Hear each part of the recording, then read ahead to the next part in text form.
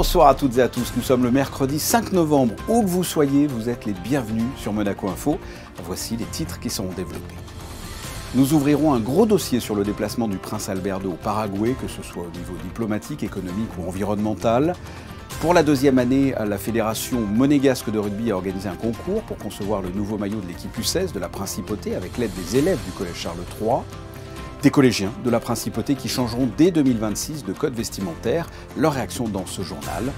Les jardiniers du parc Princesse Antoinette ont procédé à leur traditionnel don de plantes automnales. Et enfin, retour sur le premier happy hour musical de la saison pour l'Orchestre Philharmonique de Monte-Carlo. Nous ouvrons donc ce journal avec une large page consacrée à la visite officielle du prince Albert II au Paraguay, un déplacement placé sous le signe de la diplomatie, de la culture, mais aussi de l'environnement. Le prince souverain s'est rendu à la frontière du Brésil, dans le nord-est du pays, pour découvrir le barrage d'Itaipú, où nous retrouvons sur place nos envoyés spéciaux Émilie Rousseau et Sylvain Péromal. Oui, et nous sommes au cœur de ce barrage d'Itaipú. Il s'agit de l'une des centrales hydroélectriques les plus productives au monde, aussi l'une des plus emblématiques, car elle est le symbole d'une coopération entre le Paraguay et le Brésil. C'est un ouvrage imposant, un mur de béton qui s'étend sur près de 8 km pour 196 mètres de hauteur. Le barrage d'Itaipú en impose comme il fascine. Situé à la frontière du Paraguay et du Brésil, sur le Rio Paraná, cette infrastructure colossale a été construite entre 1975 et 1982. Elle couvre environ 90% des besoins en électricité du Paraguay et 10% du Brésil.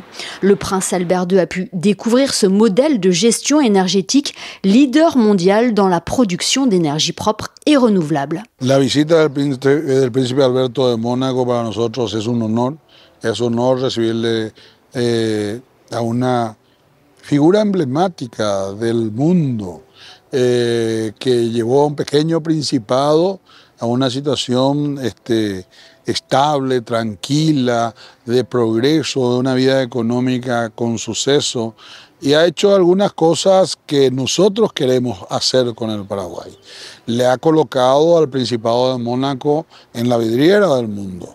Le ha hecho que el Principado de Mónaco sea un lugar anhelado para visitar, para invertir, para vivir. Nosotros también queremos hacer eso de Paraguay, así que realmente felices y contentos de poder recibirlo y poder conocer a una persona tan sencilla, tan humilde, tan abierta et tan importante à notre monde moderne. Au cours de sa visite, le prince souverain a parcouru le fonctionnement opérationnel de la centrale hydroélectrique et le processus de production d'énergie. Itaipú abrite 20 turbines géantes capables de produire plus de 14 000 mégawatts. Le barrage joue également un rôle stratégique dans le développement du Paraguay et du Brésil et dans la préservation de l'environnement. Y en ese sentido, ha sido una central hidroeléctrica que se construyó con el máximo respeto al medio ambiente, rescatando especies que corrían riesgo producto de la inundación del lago y hoy conservando alrededor de 100.000 hectáreas de reserva. Dans son processus de conservation de la faune et de la flore, Itaipú s'engage également dans la reforestation de zones protégées autour du réservoir, notamment au Brésil. Près de 25 millions d'arbres ont été plantés depuis le début du programme. Le prince Albert II y a apporté sa contribution en mettant en terre un lapacho, variété courante en Amérique du Sud, symbolisant ainsi son passage à Itaipú et son engagement en faveur de l'environnement. Et à l'issue de la visite de cet ouvrage colossal d'Itaipú, le prince Albert II s'est rendu sur un site classé au patrimoine mondial de l'UNESCO, l'émission jésuite de Trinidad et Jesús de Tavarangé. Alors, veuillez m'excuser, je ne suis pas sûr de la prononciation. En tout cas, il s'agit de joyaux architecturaux du XVIIIe siècle qui témoignent de l'histoire culturelle du Paraguay. Cette histoire a d'ailleurs été projetée sur le mur des ruines archéologiques du site, mettant en valeur tout l'héritage du pays. Cette visite officielle du prince Albert II a également pu mettre la coopération relations économiques au cœur des échanges et ainsi envisager de nouvelles perspectives d'avenir entre les deux pays. Des rencontres avec les acteurs économiques locaux et un forum d'affaires ont ponctué la matinée de mardi. Accompagné du président Santiago Peña, le souverain a assisté aux échanges auxquels ont pris part la déléguée en charge de l'attractivité. Elle est notre invitée ce soir. Ludmila Rakona-Legov, bonsoir. Bonsoir. Quel bilan pouvons-nous tirer de cette mission aux côtés du souverain ? Bien écoutez, je dois dire que cette mission a été véritablement un gros succès. Nos hôtes paraguayens ont véritablement mis tous les moyens pour que nos entreprises aient le meilleur accueil possible. Et je pense que c'est mission accomplie, tant pour nos entreprises que pour la délégation gouvernementale. Quel était l'objectif principal de ce déplacement ? Eh bien, l'objectif était d'accompagner notre souverain dans sa visite d'État pour pouvoir présenter la principauté sous un volet économique et d'affaires, car je crois qu'il est important d'ajouter cette dimension à chaque déplacement que nous pouvons effectuer à l'extérieur pour faire connaître au monde, si vous me permettez cette expression, la réalité de notre pays. Et le Paraguay est un pays important économiquement pour Monaco ? Oui, tout à fait. Écoutez, c'est une destination qui ne paraît pas forcément évidente au premier abord. On peut légitimement s'interroger sur le choix de cette destination pour une mission économique. Mais en réalité, il y a des synergies très fortes. C'est un pays jeune, dynamique, qui est véritablement dans une démarche très, très proactive de recherche d'investissement. Et nous avons pu constater hier pour les secteurs d'activité de la principauté qui étaient représentés que les synergies sont réelles. Aussi bien dans l'agroalimentaire et notamment l'industrie de la viande que dans la pharmacie, dans la cosmétique, la logistique. Véritablement, toutes nos entreprises ont pu avoir de nombreux rendez-vous, de nombreux échanges et je pense qu'elles sauront capitaliser là-dessus pour en retirer quelque chose de très bénéfique. Merci d'avoir répondu à mes questions. C'est moi qui vous remercie. On l'a évoqué, une mission économique est présente lors de ce déplacement avec 9 entrepreneurs qui ont fait le voyage. Je vous propose d'en écouter 2 d'entre eux. Des rencontres étonnantes.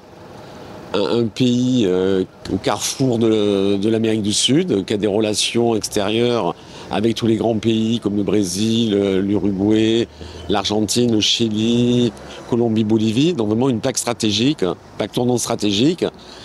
Pour nous, Terra Science, en tout cas, de grosses opportunités. Hier, avec l'équivalent du MEDEF, on a rencontré donc le président, le vice-président du MEDEF local, notamment qui est pharmacien, président du conseil de l'ordre des pharmaciens et qui a une grosse chaîne de pharmacie, donc pour Terra Science, c'est exceptionnel. Dans notre métier, on a toujours besoin d'un partenaire, ce qu'on appelle le correspondant, notre langage, qui nous représente dans le pays, avec qui on veut travailler. Et là, c'est fait.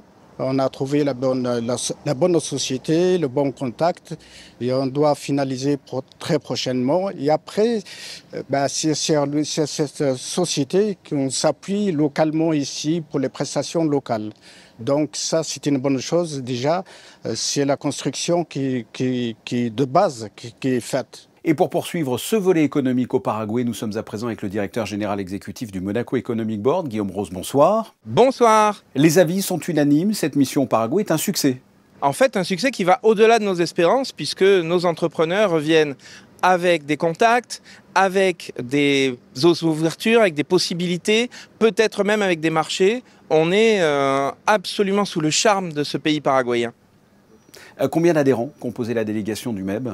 Nous avions 9 entreprises avec nous qui étaient triées sur le volet pour des raisons précises, c'est-à-dire des personnes susceptibles de correspondre au marché très particulier du Paraguay.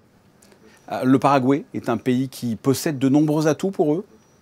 Alors, le Paraguay, c'est un pays de viande. C'est un pays donc, qui peut intéresser certains de nos producteurs de viande ou de nos grands restaurateurs, comme par exemple Ricardo Giraudi, qui était avec nous et qui a été un petit peu la vedette de ce déplacement. Il peut aussi intéresser des gens sur l'énergie renouvelable. Il peut aussi intéresser sur la logistique. Il peut intéresser aussi sur la pharmaceutique. Donc, quelque part, on a un panorama assez complet de ce que sont nos entreprises à Monaco qui peuvent être intéressées sur le marché sud-américain, bien sûr, puisque c'est un marché lointain, mais très facile, très accessible et surtout très prometteur. Alors le moment clé de cette mission a été le forum économique à Asunción en présence du prince Albert II et du président du Paraguay. Alors bien sûr, pour nous, Chambre de commerce, c'est très important que nous ayons la présence du prince qui nous garantit quelque part la présence aussi du président, la présence des ministres, la présence de l'ensemble des forces vives du pays en termes d'économie. Ce fut un carton plein puisque nous avons pu discuter directement avec les ministres, parler de nos entreprises, parler de nos velléités d'exportation, parler des filières que nous pourrions monter ensemble. Donc c'est vraiment un voyage du MEB puissance 100. Plus globalement, cette opportunité pour les adhérents du Monaco Economic Board de participer à ce genre de mission à l'étranger est un réel atout. Soyons clairs, un petit pays comme le nôtre ne peut pas se passer de grands bras, de grands relais dans le monde. Plus nous diversifions nos sources, plus nous rencontrons des entreprises dans le monde, plus nous rencontrons des nouveaux marchés, des nouveaux fournisseurs, des nouveaux réseaux, des nouvelles entreprises avec lesquelles commercer, plus les entreprises de Monaco prospèrent. La clé est justement dans cette ouverture et c'est ce que le MEB fait au quotidien. Guillaume Rose, vous êtes aujourd'hui au Paraguay. Quelle sera la prochaine mission du Monaco Economic Board ? Alors nous allons quitter le Paraguay vraiment à regret parce que nous avons été reçus comme des princes, mais nous allons aller aussi dans un pays qui reçoit les gens magnifiquement, qui est bien sûr l'Arabie Saoudite, qui est un pays qui nous est familier. Et nous serons dès le 25 novembre à Jeddah pour une mission qui promet aussi beaucoup de contrats, beaucoup de contacts, beaucoup d'ouverture, avec rien de moins que 40 entreprises. Ce sera sans doute la plus grande mission que nous avons faite depuis quelques années. Merci d'avoir été notre invité depuis Asunción. Merci beaucoup. On retourne en principauté. Pour la deuxième année consécutive, la Fédération monégasque de rugby a organisé un concours pour concevoir le nouveau maillot de l'équipe U16 de la principauté. Une initiative réalisée en partenariat avec la Direction de l'Éducation nationale, de la jeunesse et des sports et la Fondation Princesse Charlène de Monaco. L'opportunité pour les élèves du collège Charles III de mettre en pratique leur esprit créatif. Ce matin a eu lieu la cérémonie pour désigner le maillot choisi en présence de la Princesse Charlène. Un reportage signé Alban Gingembre et Alexandra Paolini. Voici les 127 maillots imaginés par les élèves du collège Charles III. Parmi eux, 17 modèles ont été sélectionnés. C'est finalement la création de Johan qui a été choisie par son Altesse Sérénissime, la princesse Charlène. Merci pour vos créations et conceptions et félicitations. Bravo. L'année dernière, j'avais déjà participé et j'avais été un peu triste parce que je n'avais pas gagné. J'ai voulu un peu rattraper ma chance. J'ai choisi un peu ses formes et ses couleurs. Le rouge pour faire un dégradé avec Monaco, le drapeau de Monaco. Ses formes, le vert, l'orange et le rouge, ça se marie bien ensemble. Les formes, j'ai beaucoup aimé. Ça se marie bien avec le maillot et les formes du maillot. Et j'ai été content de gagner. Ce maillot, l'équipe U16 de la Fédération monégasque de rugby le portera lors du tournoi à Dubaï dans un mois. De quoi motiver les élèves pour mettre en pratique leur esprit créatif. On a travaillé sur photofiltre et on a déjà travaillé dessus, mais ça fait plaisir de retravailler dessus parce qu'on fait souvent des trucs manuels. Ça change et ça fait plaisir de changer de sujet. Les élèves avaient à faire une petite recherche concernant les motifs que l'on retrouve en Afrique du Sud et sur les couleurs aussi. Et ensuite, à partir de là, créer de façon totalement indépendante leur propre projet. Ce qui leur a surtout plu, c'est de savoir que le t-shirt après allait être porté. Et donc il y a une certaine fierté et ça c'est vrai que les élèves aiment bien participer à quelque chose de concret. Discipline, respect et solidarité, les élèves ont su s'inspirer des valeurs du rugby, un concours qui démontre la créativité de la jeunesse monégasque. Un choix de maillot qui s'est déroulé au collège Charles III. Eh bien, début 2026, un nouveau code vestimentaire s'appliquera dans ce collège. Les élèves auront l'obligation de respecter une tenue standardisée, une initiative portée par le gouvernement. Nous sommes allés à la rencontre de parents et de collégiens lors des essayages pour avoir leur avis sur cette nouvelle mesure. Reportage signé Alban Gingembre et Alexandra Paolini. L'heure est aux essayages pour les élèves du collège Charles III. Dès le mois de février 2026, tous les collégiens devront adopter ce nouveau code vestimentaire dans les tons bleu marine et bordeaux, une mesure plutôt bien accueillie. Je pense que c'est une bonne chose. Au moins, on a un code vestimentaire et les élèves peuvent vraiment se tenir à ce nouveau code.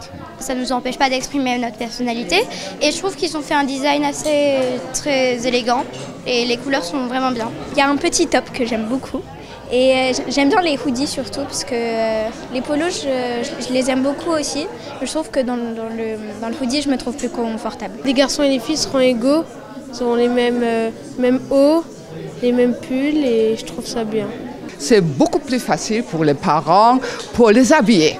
Oui, sans ça, on doit toujours penser qu'est-ce qu'il va mettre, qu'est-ce qu'il doit faire. C'est trop exagéré, pas trop exagéré. Étant déjà habituée au code vestimentaire dès le primaire, non, je trouve ça très bien pour les enfants. En plus, je suis satisfaite des couleurs. Parce que le blanc, c'était catastrophique. C'est une certaine dépense aussi, mais c'est bien pour eux, ça fait une certaine unification aussi des écoliers de Monaco. L'établissement propose un pack composé de 7 articles, mais des modèles sont aussi disponibles à l'unité. Ce nouveau code vestimentaire fait suite à une réflexion portée par le gouvernement sur l'identité et l'appartenance. On ne parle pas d'uniforme, l'uniforme c'est le haut et le bas. Nous, on a une tenue standardisée qui permet à la fois de reconnaître l'élève, de se sentir appartenir à un établissement scolaire, à un groupe, et donc de créer des liens, mais également de permettre une certaine liberté avec un bas sombre, mais qui peut être de différentes formes, des chaussures de différentes formes. Donc ça permet de concilier les deux, le sentiment d'appartenance, mais également une certaine liberté d'habillement. Les collégiens avec une tenue non conforme ne seront pas admis en cours. Les élèves ont jusqu'au 14 novembre pour commander leur tenue. En basket, la Roca Team sort d'une belle semaine en Euroleague avec des victoires face aux 2 clubs d'Athènes, l'Olympiakos et le Panathinaikos. Monaco veut enchaîner et affronte le Maccabi Tel Aviv à Belgrade demain soir. Écoutez le coach Vassilis Panoulis ainsi que l'intérieur Yohan Makoundou au micro de Frédéric Elion. C'est une équipe intense, talentueuse, voilà, un peu, j'ai envie de dire, fougueuse dans certaines prises de tir, etc.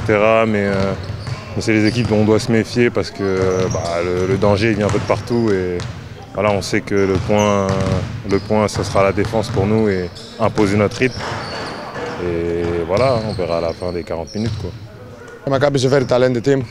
They can score with a lot of players. Fast-paced team. Like I said, they have they score very quick on their offense. You know, they have a lot of athletic guys and talented, like I said. So we have to play our game, our style, and to be very focused from the first second of the game. Je me sens bien. J'ai pu reprendre des sensations sur le terrain avec les gars. Ça m'a fait plaisir. Puis voilà, j'ai bien bossé pour revenir un peu aussi correctement. Donc j'étais content que ça rentre bien pour le premier match. Quand on est compétiteur, j'imagine, les entraînements, le championnat c'est cool, mais on a hâte d'aller en découdre en Euroleague. C'est un peu ça l'état d'esprit, de retrouver cette compète-là. C'est ça, ouais, j'aimerais bien la retrouver. Je sais pas si on peut vraiment dire retrouver, mais voilà, avoir mes premiers débuts, ce serait bien. Après, pas de pression, ça vient pas. Ça fait partie du jeu aussi, quoi. Ce mercredi, la mairie a invité les Monégasques et les résidents à mettre un peu de verdure chez eux avec son traditionnel don de plantes au parc Princesse-Antoinette. Mais attention, l'hiver arrive et il faudra prendre soin de ces nouvelles acquisitions pour qu'elles restent en pleine forme. Suivez le reportage de Christina Petit-Tomel et Hugo Comassa pour découvrir les conseils des jardiniers. Ce matin, la mairie organisait son traditionnel don de plantes au parc Princesse-Antoinette, une initiative verte très attendue par les habitants venus nombreux pour repartir avec des arbustes, des fleurs ou encore des plantes d'intérieur. Moi, j'ai pris un dipladénia et puis j'ai réservé un bambou, mais comme je ne pouvais pas le prendre, on me le met de côté, alors c'est une merveille. Chaque année, c'est une grande réussite au niveau du don des plantes. Bon, là, on a les plantes, on va dire, de fin d'automne. Donc, on a des pentas, des bégonias, il nous reste encore quelques dipladénias. Et bon, en général, les gens, ils sont quand même contents de venir récupérer les plantes. C'est la première fois, l'année dernière, j'avais oublié le jour. Et qu'est-ce qui vous plaît dans cette initiative ? De pouvoir réutiliser des plantes, voilà, et de fleurir les balcons.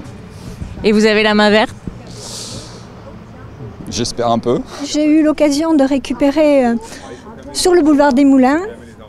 Un jardinier m'avait offert un géranium blanc. Il est toujours sur ma terrasse à Monaco. Mais au-delà du plaisir d'embellir son balcon ou son jardin, les jardiniers municipaux rappellent qu'en hiver, les plantes demandent une attention particulière. Il faut surveiller les arrosages, souvent trop fréquents quand les températures baissent, et rentrer les espèces les plus fragiles à l'abri du vent et du froid. Alors, durant la saison hivernale, c'est quand même une saison où les plantes souvent sont en repos. Donc nous, les plantes qu'on a ici, c'est les plantes qui vont quand même arriver en repos. Donc elles vont pousser, mais il n'y aura pas beaucoup de fleurs. Par contre, c'est pour le printemps suivant, donc elles vont se redévelopper et ensuite, c'est là que vous allez retrouver la floraison qu'on espère à chaque fois sur les fleurs qu'ils auront récupérées, quoi. Donc on les arrose peu? Pour l'hiver, oui, il vaut mieux pas trop les arroser. Les arroser, si elles sont à l'intérieur, mais après, à l'extérieur, l'humidité de l'air et puis les petites pluies qu'on a, ça leur suffit largement, quoi. L'objectif de cette opération, encourager chacun à adopter les bons gestes pour entretenir la biodiversité, même pendant la saison froide. Un geste simple, écologique et plein de vie, à l'image du parc Princesse Antoinette, véritable poumon vert au cœur de la principauté. On dit que la musique classique fait pousser les plantes. Eh bien, le premier happy hour musical de la saison pour l'Orchestre Philharmonique de Monte-Carlo a eu lieu à l'Auditorium Régnier 3 hier après-midi. Au programme des œuvres peu connues de Dvorak, Souk et Penderecki. Reportage de José Sacré. Andrei Obsakchouk et Hubert Touzry violon, Delphine Perronne violoncelle, François Duchesne et François Méraud alto dans le quintet à cordes opus 97 américain de Dvorak. Andrei Obsakchouk et Hubert Touzry, Delphine Perronne et François Méraud dans la méditation sur un choral de Bohème pour quatuor à cordes opus 35 de Joseph Souk.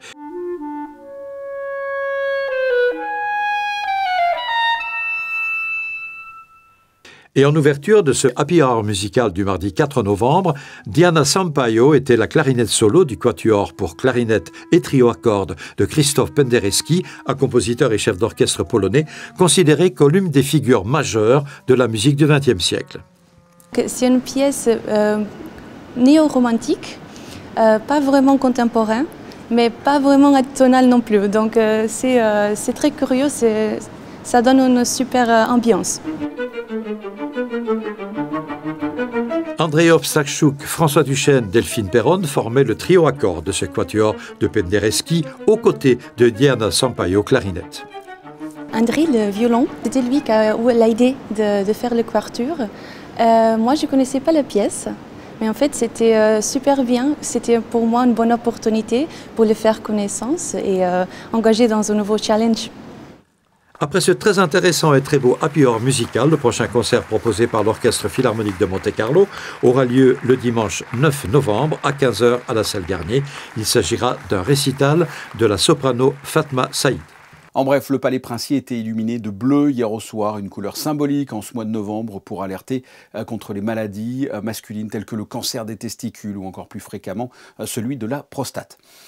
C'était une personnalité monégasque. L'ancien conseiller national et directeur général des Jeux de la SBM, Francis Palmaro, nous a quittés récemment à l'âge de 87 ans. Eh bien, ses obsèques se sont déroulées ce mercredi matin en l'église Sainte-Dévote. Les photos de fin de journal de Manuel Vitali sont consacrées au match de Champions League qui s'est déroulé hier en Norvège. Ce n'a pas été le match le plus passionnant de l'histoire, mais les joueurs monégasques l'ont emporté 1-0 face à Bodo. À la météo ce soir, Alban Gingembre. Quant à nous, on se retrouve demain à 19h pour une nouvelle édition. Je vous souhaite de passer une excellente soirée. Portez-vous bien. À demain.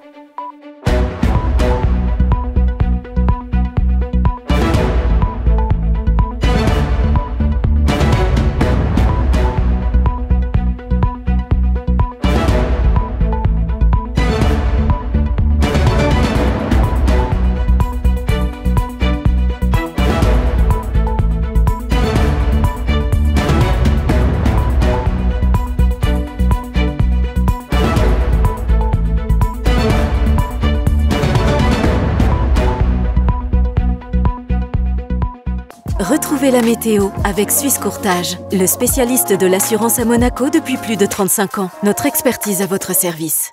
Bonsoir à tous, le ciel se couvre légèrement. Demain en principauté, un voile nuageux sera présent, mais des éclaircies parviendront à se faire une place de temps à autre. Une météo lumineuse donc malgré quelques nuages. Côté température, le thermomètre affichera 11 degrés le matin et jusqu'à 18 degrés l'après-midi. Attendez-vous aussi à un peu de vent.